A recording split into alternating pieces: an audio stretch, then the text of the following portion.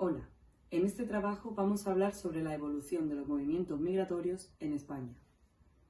Vamos a tratar temas como causas, razones y consecuencias de los movimientos migratorios, efectos de los movimientos migratorios tanto para países en desarrollo emisores como para países desarrollados receptores, tipos de migraciones en las que incluimos migraciones exteriores, interiores e inmigración de extranjeros de España, el retorno de parte de la población migrante y algunas que otras teorías migratorias. Y por último, trataremos flujos y políticas migratorias en el marco de la Unión Europea.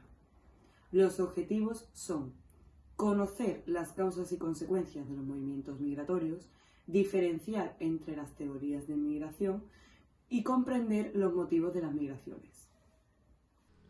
Bueno, yo desde este punto 2 hasta el punto 6, pues me basaré en explicar las diferentes causas, consecuencias y razones por las que las personas migrantes toman la decisión de abandonar su país de origen para coger otro país de destino y dirigirse hacia allí, pues por diferentes razones que vamos a explicar a continuación.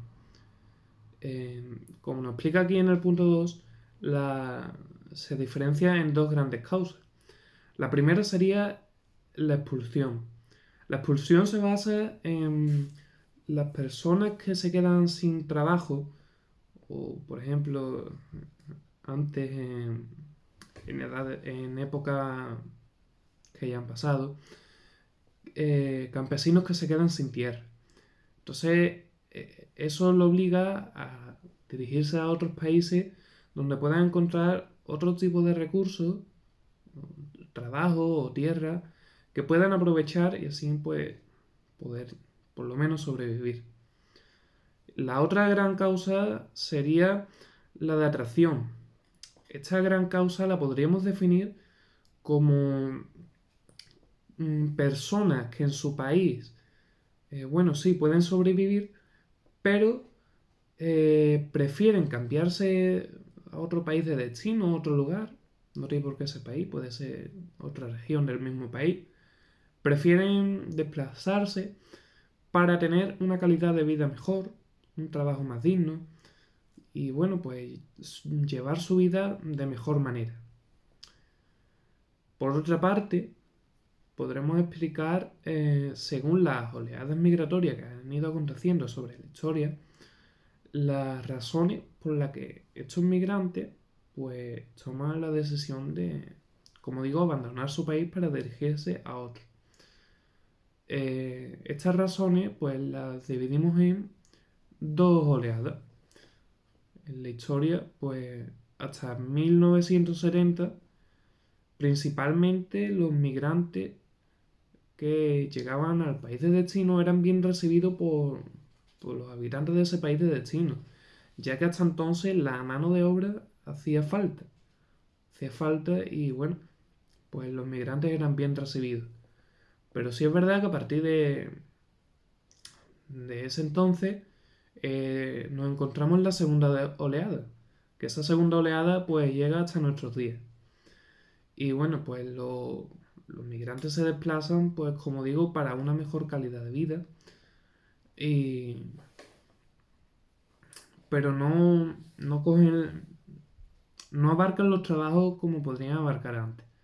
Los migrantes de esta segunda oleada, que es la que tenemos actualmente, pues suelen tomar trabajos, digamos, que son como los trabajos de desecho que nadie quiere en el país de destino. Y muchos de esos trabajos, pues normalmente son ilegales. Sí es verdad que ahora con la globalización, en esta segunda oleada, pues es más fácil acudir a países más cercanos, más lejanos, ya que con la globalización, pues las migraciones son más fáciles de llevar a cabo. Y también el transporte, pues se abarata el transporte. A continuación pasaré a describir las diferentes consecuencias que estos movimientos migratorios llevan hacia tanto los países emisores de estos emigrantes como los países receptores de inmigrantes. También destacaremos en un primer plano, eh, tanto a nivel de país emisor como país receptor, a los países que están en desarrollo. Y ya después, pues, las consecuencias que tiene la migración, los movimientos migratorios en general. Estas consecuencias pueden ser tanto positivas como negativas. Pues bueno, como digo, vamos a empezar a describir las consecuencias que tienen los movimientos migratorios en países en desarrollo que son receptores de migrantes. Primeramente, una de estas consecuencias positivas es que hacen el relevo generacional y evitan el envejecimiento de ese país, porque sabemos que cuando los países van cada vez más en desarrollo, pues el envejecimiento cada vez es mayor. Bueno, pues con estos emigrantes, pues se reduce esa tasa de envejecimiento. También por otro lado, las empresas, al recibir a estos emigrantes como trabajadores, sí es verdad que los emigrantes pues reciben un salario más pequeño que el trabajador nacional, por así decirlo. Entonces, eh, los salarios y los costes en sí de la empresa pues se reducen y hacen que las empresas nacionales de estos países en desarrollo pues crezcan en productividad y eficacia o eficiencia. También por otro lado, en cuanto a la cultura, que estos emigrantes vayan a esos países que están en desarrollo, hacen que el país tenga una mayor riqueza cultural, ya que bueno, vienen de la diversidad cultural, pues se intensifica y cada vez es mayor con estos emigrantes que llegan de diferentes sitios, que en cada lugar pues hay una cultura diferente. Después, por otro lado, las consecuencias negativas.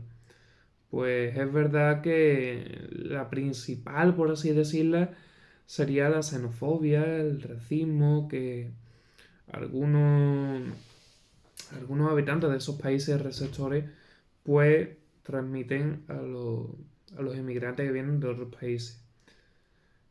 También los pagos por remesa de migrantes pues hacen que la balanza de pago mm, se desequilibre y salgan dinero y patrimonio pues del país receptor hacia los países emisores. Y bueno, también un poco así el desplazamiento de trabajadores nacionales que están haciendo su trabajo pues como las empresas pagan menos a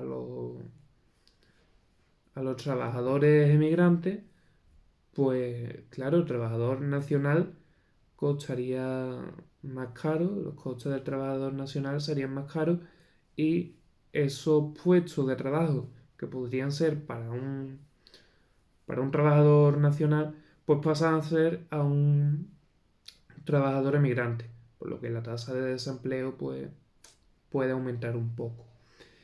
En cuanto a las consecuencias presupuestarias, podremos destacar que bueno, los emigrantes pues contribuyen al Estado y pues aumentan los ingresos públicos. Pero sí también es verdad que también el gasto público aumenta con la venida de estos emigrantes, ya que bueno, va a depender también del país de donde venga, la situación económica o social y demás, y legalidad, por así decirlo, con la que vengan estos emigrantes, pues también hay unos gastos sanitarios o legislativos que lleva a cabo el Estado y son gastos presupuestarios a causa de estos migrantes. Por otro lado, en cuanto a los efectos que producen estos movimientos migratorios a estos países en desarrollo, pero en este caso son los países en desarrollo, los países que emiten, que envían emigrantes hacia otros países de destino, pues tienen otro tipo de consecuencias, tanto positivas como negativas, que afectan a estos países en desarrollo, en este caso emisores. Una de las consecuencias positivas es que la tasa de desempleo se ve reducida, ya que pues la población activa que está desempleada en estos momentos, pues poco a poco va saliendo y esos niveles de desempleo pues van decrementando. Por otro lado, hay menos sobreexplotación de los recursos naturales que tiene el país, ya que al haber menos población se demandan menos recursos y la demanda pues al bajar la demanda los recursos son menos sobreexplotados y hay menos riesgo de que los recursos tanto naturales como energéticos pues se agoten. Otro efecto positivo son las remesas de migrantes que desde los países receptores envían hacia estos países de emisores y que incrementan tanto el patrimonio como el capital del país y de las familias que habitan en ella. Y la contribución positiva que los inmigrantes, si por ejemplo no emigran de forma indefinida, que son inmigrantes que se van por un cierto tiempo determinado y después vuelven al país, pues son inmigrantes que vienen con más capital, más patrimonio y además pues adquieren cultura y riqueza intelectual y técnica en diversos ámbitos de diversos procedimientos o trabajos que traen hacia este país y pueden implantar nuevas empresas o nuevos recursos o formas de sobrevalorar esos recursos. En cuanto a las consecuencias negativas para estos países emisores, encontramos como principalmente la pérdida de capital humano, ya que al salir capital humano, por así decirlo, de estos países emisores, pues se pierde, en caso de desempleo no, pero en caso de que haga falta mano de obra, pues cada vez va a hacer falta más y las personas pues se van. Y también suele pasar, en caso de que un inmigrante vaya hacia el país de destino, cuando surge una crisis en esos países de destino, pues hay retornos masivos de migrantes hacia el país de origen, de donde han ido, y ese retorno masivo pues sobreexplota un poco el país y sobreexplota un poco el funcionamiento del empleo y de los recursos también, como decimos antes, y también la estructura del país, porque cuando hay una crisis así en esos países de destino que han ido, suelen venir todos a la vez de vuelta y se sobreexplota un poco el sistema. Hola, yo soy Inma y voy a explicar a continuación los tipos de inmigraciones y el retorno. Hay 3 tipos de inmigraciones: las exteriores, las interiores y la inmigración de extranjeros en España. De las exteriores destacó la emigración al norte de África, la cual fue muy importante durante el siglo XIX, y además la inmigración latinoamericana a ultramar, que también fue muy importante durante la primera mitad del siglo XX aproximadamente y se dirigió a Francia exclusivamente. Las migraciones interiores desde el siglo XIX hasta la primera mitad del siglo XX no fueron muchas, pero en los años 1960 y 1970 se produjeron bastantes y se calcula que en ese periodo de tiempo unos 12 millones de personas emigraron de su lugar de origen. Por otra parte, España ha pasado a ser un país de inmigración, es decir, durante los últimos 30 años los extranjeros residentes legalmente en España han pasado de ser 65.000 a 400.000. También he de decir que únicamente se conocen los datos de la inmigración legal. Por otra parte, el retorno es el movimiento contrario de los emigrantes, ya que no todos los inmigrantes permanecen indefinidamente en el país extranjero, sino que entre 1890 y 1914 el 30% de los emigrantes de Estados Unidos regresaron a sus países de procedencia. El perfil del inmigrante ha ido cambiando. Hasta la mitad del siglo XIX eran mayoritariamente granjeros y artesanos de zonas rurales que se movían con su familia en busca de tierra, y hasta el final del siglo XIX, y las primeras décadas del siglo XX, las raíces rurales permanecen, pero también proceden emigrantes procedentes de suburbios de las ciudades, encontrando trabajadores no cualificados, varones, jóvenes y solteros. Y esto último es porque eran las personas que mejor les venía a emigrar, ya que tenían más dinero y podían permitirse unos costes de estancia mayores, ya que no iban acompañados. Y además, ese tipo de perfil de inmigrantes era muy demandado en las nuevas empresas.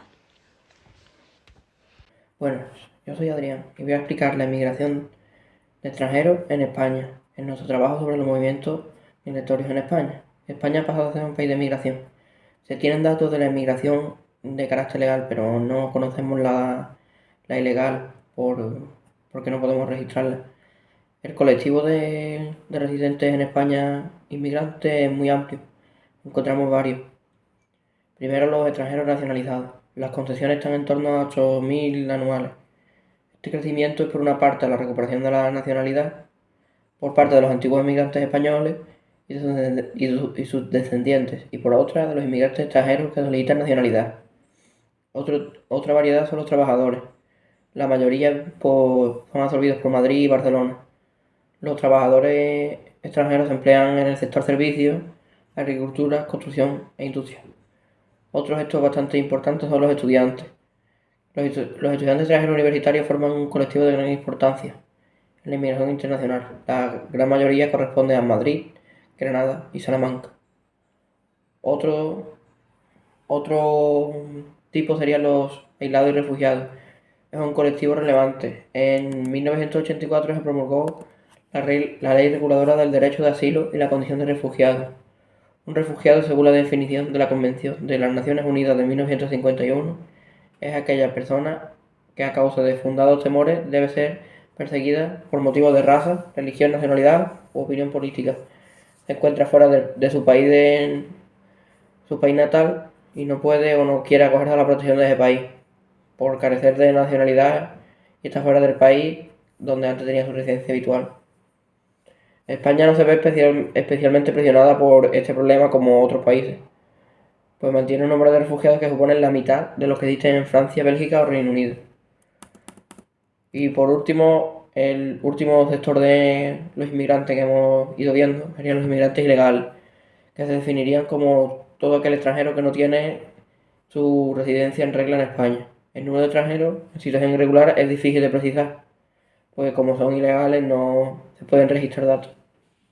Para legalizar su situación y saber su número, se han realizado programas de regulación desde que se aprobó la Ley de Extranjería en 1985. A continuación hablaré sobre los flujos y las políticas migratorias de la Unión Europea. Tras los ataques terroristas de 2001, el Consejo Europeo que se celebró en Sevilla en 2002 otorgó especial atención a las políticas de seguridad, a los problemas de inmigración ilegal, al control integrado de las fronteras externas y a las políticas de colaboración con países de origen y de tránsito dirigidas a frenar la inmigración clandestina y a favorecer readmisiones y retornos. Se desarrolla el sistema de Schengen y se crea el Sistema Europeo de Vigilancia de Fronteras Eurosur y Frontex. La población residente en España aumentó en 182.141 personas en la primera mitad de 2022 y se situó en el valor máximo de la serie histórica. El saldo migratorio de España con el exterior fue positivo en aproximadamente 250.000 personas. En la primera mitad de 2022, este saldo fue mucho mayor al primer semestre de 2021. Estos datos siguen manteniendo la tendencia creciente observada hasta 2019, que se vio afectada por la COVID-19. Tradicionalmente, España ha sido un país de migración. La primera afluencia de población extranjera se produjo en los años 60, hacia espacios de fuerte especialización productiva. Sin embargo, desde el último cuarto de siglo de 2020, los movimientos internos son de una casi inexistente influencia en la redistribución territorial de los efectivos poblacionales.